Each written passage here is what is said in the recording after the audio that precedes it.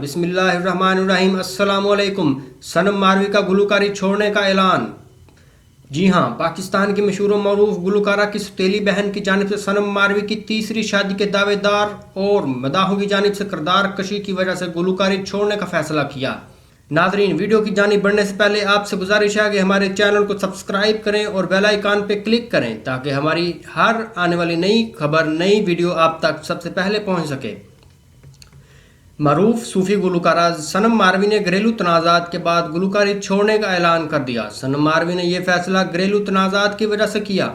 तफसीलात के मुताबिक सूफी गुलकारा सनम मारवी ने घरेलू तनाज़ात के बाद गुलकारी छोड़ने का ऐलान कर दिया। सनम मारवी की जानिब से गुलकारी को खैराबाद कहने का ऐलान उस वक्त किया गया जब उनकी सौतीली बहन गुलकारा रेशमा परवीन ने उन पर शदीद इल्ज़ामात लगाते हुए उनके खिलाफ पुलिस में शिकायत दर्ज करवाई।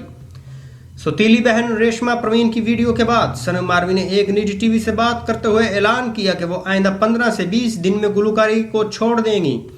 सनम मारवी ने जज्बाती अंदाज में कहा कि जब उनके अहल खाना ही उनके दुश्मन बन जाएं और उनकी मलकियत और पैसे ही उनकी तनाज़ात का सबब बने तो वो ऐसे शोबे में मज़ीद काम करने में दिलचस्पी नहीं रखती। सनम मारवी ने अभी अपने ज़िंदगी को ख़तरात का जिक्र किया, ताहम उन्होंने वाज़े नहीं बताया कि उन्हें किससे ख़तरा है।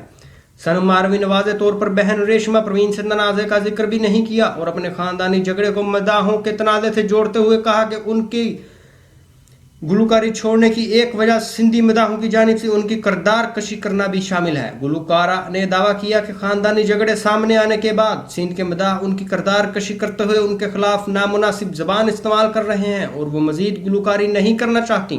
सनम मारवी ने यह दावा भी किया कि सिंध के मदाहों ने हमेशा उनकी किरदार कशी की जबकि पाकिस्तान भर के दीगर मदाहों ने उन्हें इज्जत दी।